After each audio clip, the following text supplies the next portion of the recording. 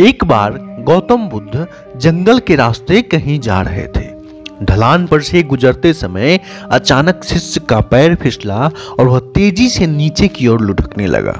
वह खाई में गिरने ही वाला था कि तभी उसके हाथ में बांस का एक पौधा आ गया।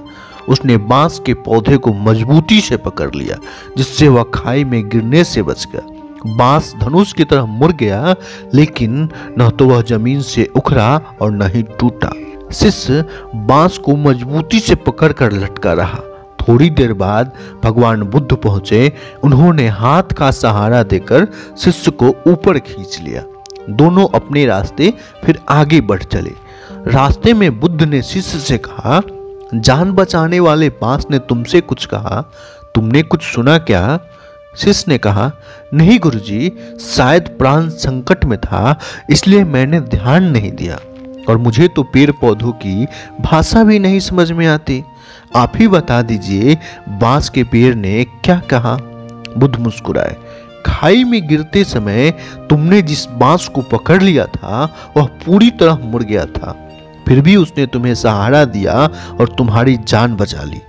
बांस ने तुम्हारे लिए जो संदेश दिया वह मैं तुम्हें अभी दिखाता हूँ। बुद्ध ने रास्ते में खड़े बांस के एक पौधे को खींचा और फिर छोड़ दिया। बांस लचक कर अपनी जगह वापस लौट गया। बुद्ध ने शिष्य को कहा, पुत्र, पेड़ पौधों की भाषा मुझे भी नहीं आती।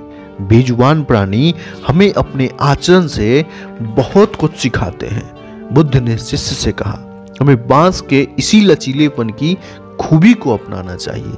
तेज हवाएं बांस के झुरमुट को झकझोर कर उखाड़ने की कोशिश करती है, लेकिन वह आगे पीछे डोलता मजबूती से अपने जगह खड़ा रहता है।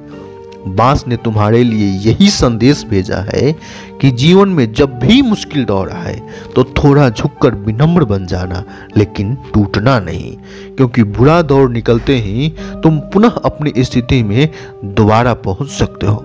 शिष्य बड़े गौर से सुन रहा था। बुद्ध ने आगे कहा, बांस न केवल हर तनाव को झेल जाता है, बल्कि यह उस तनाव को अपनी शक्ति बना लेता है और दुगनी गति से फिर ऊपर उठता है। बांस ने यही संदेश दिया है कि हमें अपने जीवन में भी इसी तरह लचीले बने रहना चाहिए।